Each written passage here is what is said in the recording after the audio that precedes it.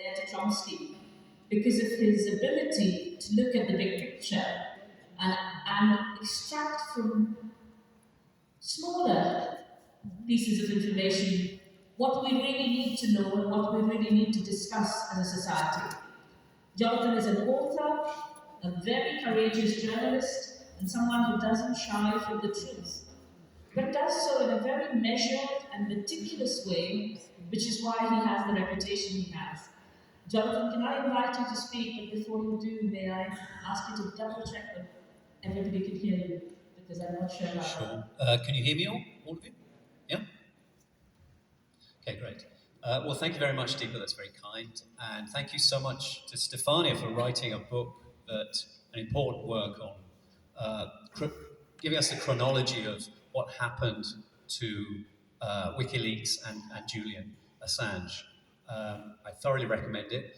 What I want to do in my contribution is to focus on the title of tonight and look at how WikiLeaks challenged the model of democratic media, how it presented a challenge to how we think democratic media operates. And I want to quote at length a comment that Julian Assange made back in 2011 when he was talking about what he called perceived moral institutions, such as the liberal media. And this is what he said. What drives a paper like The Guardian or The New York Times is not their inner moral values. It is simply that they have a market. In the UK, there is a market called educated liberals. Educated liberals want to buy a newspaper like The Guardian, and therefore an institution arises to fulfill that market. What is in the newspaper is not a reflection of the values of the people in that institution, it is a reflection of the market demand. Now, Assange presumably came to that insight having just spent a year working with those two newspapers on the Afghan and Iraq war logs. I think one of the mistakes we typically make when we think about the so-called mainstream media is imagining that its outlets evolve in some kind of gradual bottom-up process. We're encouraged to assume that there's at least an element of voluntary association in how media institutions form. At its simplest, we imagine journalists with a liberal or left-wing outlook coalescing, gravitating towards other journalists with a similar outlook, and together they produce a left-wing or a liberal newspaper. I think we sometimes assume the same thing about the right one too. All of this requires ignoring the elephant in the room, billionaire owners. Even if we think about the owners, and we're usually discouraged to do so, we tend to suppose that their role is to provide funding for these free exercises in journalistic collaboration. For that reason, we infer that the media represents society. It offers a marketplace of thought and expression in which ideas and opinions align with the vast majority of the population. In short, the media reflects a spectrum of acceptable ideas rather than defining and imposing that spectrum. Of course, this idea is ludicrous if we pause to think about it. The media consists of outlets owned by and serving the interests of billionaires and large corporations, or in the case of the BBC, a broadcasting corporation entirely reliant on state largesse. Furthermore, almost all media corporations need advertising revenue from other large corporations to avoid hemorrhaging money. There's nothing bottom-up about this process. It's entirely top-down. Journalists operate within these ideological parameters. They're strictly laid down by their outlets' owners. The media doesn't reflect society, it reflects the interests of a small elite and the national security state that promotes and protects the elite's interests. Those parameters are wide enough to allow some disagreement, just enough to make Western societies look democratic.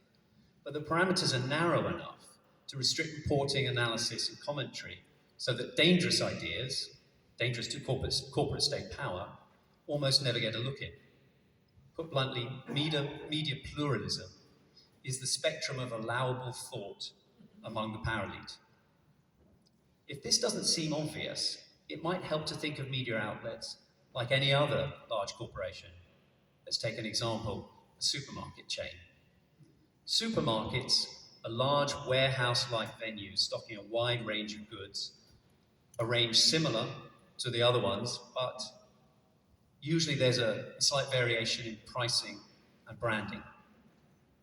Despite this essential similarity, each supermarket markets itself as radically different from its rivals. It's easy to fall for this pitch, and most of us do, to the extent that we end up identifying with a particular supermarket over another one, believing it shares our values, or it embodies our ideals, or it aspires to things that we hold dear. We all know there's a difference between a Waitrose and a Tesco, but we might struggle to identify exactly what that difference amounts to. It's hard to know beyond the competing marketing strategies and the targeting of different shopping audiences. All supermarkets share a core capitalist ideology. All are pathologically driven by the need to generate profits. All try to fuel rapacious consumerism among their customers. All create excessive demand and waste. All externalize their costs onto the wider society. Now let's bring it back to the media. They're there to do essentially the same thing, each of them. They can only monetize their similarity by marketing it as a difference. They brand themselves differently, not because they are different, but because to be effective, not always profitable, they must reach and capture different demographics. Supermarkets do it through different emphases, maybe promoting Coca-Cola over wine, or accentuating their green credentials and their promotion of animal welfare over value for money. It's no different with the media. Outlets brand themselves as liberal or conservative, on the side of the middle classes or on the side of the unskilled worker, as challenging the powerful or being respectful of the powerful. The key task of a supermarket is to create loyalty from a section of the shopping public to stop those customers straying to other supermarkets. Similarly, a media outlet reinforces a supposed set of shared values among a specific demographic to stop readers straying to other publications, looking elsewhere for their news, their commentary, and their analysis. The goal of the media is not unearthing the truth. It's not about monitoring the centres of power. It's about capturing readers. Insofar as a media outlet does monitor power, or it does speak difficult truths, it does so because that's its brand. That's what its audience has come to expect of it. So how does that relate to this topic today? Well, not least it helps clarify something that baffles me at least, and probably some of you as well. Why haven't journalists risen up to support Julian Assange in their droves?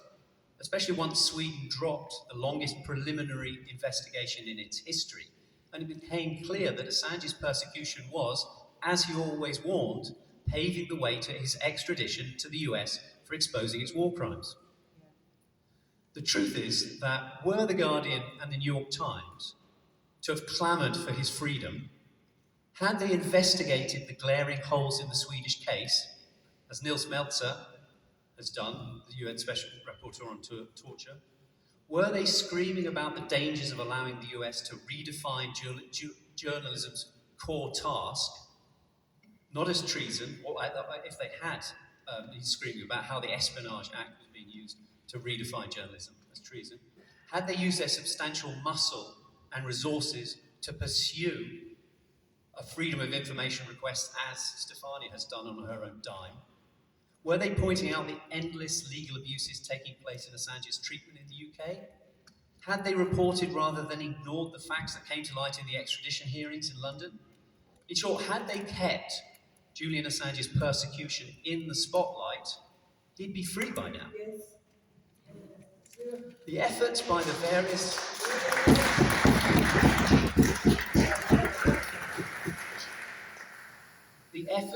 various states involved to gradually disappear him over the past decade would have become futile. They would have been self-sabotaging. At some levels, journalists understand this, which is precisely why they try to persuade themselves and you that he's not a proper journalist. That's why they tell themselves they don't need to show solidarity with him. and why some of them even amplify the state's demonisation campaign against him. By ignoring Julian Assange, by othering him, they can avoid thinking about the differences between what he has done and what they do. Yes, right. Journalists can avoid examining their own role as captured servants of corporate power. Assange faces 175 years in a maximum security prison, not for espionage, but for publishing journalism. Journalism doesn't require some special professional qualification, as brain surgery and conveyancing does. It doesn't depend on precise, abstruse knowledge of human physiology or legal procedure. At its best, journalism is simply gathering and publishing information that serves the public interest. Public, that's you and me. It doesn't require a diploma, it doesn't require a big building or a wealthy owner. Whisper it, any of us can do journalism. And when we do it, journalistic protections ought to apply. Assange excelled at journalism like no one before him because he devised a new model of forcing governments to become more transparent and public servants more honest, which is precisely why the elite who wield secret power want him and that model destroyed. If the liberal media was really organised from the bottom up rather than the top down, journalists would be incensed and terrified by states torturing one of their own. They'd be genuinely afraid that they might be targeted next. Because it's the practice of pure journalism that is under attack, not a single journalist. But how is that? How that isn't how corporate journalists see it. And truth be told, their abandonment of Julian Assange, the lack of solidarity they've shown, is explicable. Journalists aren't being entirely irrational. The corporate media, especially its liberal outlets and their journalist servants, understand that Assange's media revolution, embodied by the WikiLeaks venture, is far more of a threat to them than the national security state. Put crudely, the liberal media views WikiLeaks as a threat, much as the high street does Amazon. Though, of course, that analogy unfairly strips out WikiLeaks' far more noble purpose and methods than Amazon's. WikiLeaks offers a new kind of platform for democratic journalism, in which secret power, along with its inherent corruptions and crimes, becomes much harder to wield. And as a result, corporate journalists have had to face some difficult home truths that they'd avoided until WikiLeaks' appearance. First, the media revolution threatens to undermine the role and privileges of the corporate journalist. Readers no longer have to depend on these well-paid arbiters of truth. For the first time, readers have direct access to original sources, to the unmediated documents. Readers no longer have to be passive consumers of news. They can inform themselves. Not only can they cut out the middleman, the corporate media, but they can assess whether that middleman has been playing it straight with them. That's very bad news for an individual corporate journalist. At best, it strips them of any aura of authority and prestige. And at worst, it ensures that a profession already held in low esteem is considered even less trustworthy. And it's also very bad news for the media owners, those billionaires. They no longer control the news agenda. They no longer serve as institutional gatekeepers. They no longer define the limits of acceptable ideas and opinion. Second, the WikiLeaks revolution sheds an unflattering light on the traditional model of journalism. It shows it to be inherently dependent on, and therefore complicit in, secret power. The lifeblood of the WikiLeaks model is the whistleblower, who risks everything to get public interest information that the powerful want concealed, because it reveals corruption, abuse, and law-breaking. Think Chelsea Manning and Edward Snowden. The lifeblood of corporate journalism, by contrast, is access. Corporate journalists make an implicit transaction. The insider delivers snippets of information to the journalist that may or may not be true, and that invariably serve the interests of unseen forces in the corridors of power. For both sides, the relationship of access depends on not antagonising power by exposing its deep secrets. The insider is only useful to the journalist so long as he or she has access to power. which means that the insider is rarely going to offer up information that truly threatens power. If they did, they'd soon be out of a job, and they'd no longer be near power or useful to the journalist. But to be considered useful, the insider needs to offer the reporter information that appears to be revelatory, that holds out the promise for the journalist of career, success, and prizes. Both sides are playing a role in a game of charades that serves the joint interests of the corporate media and the political elite.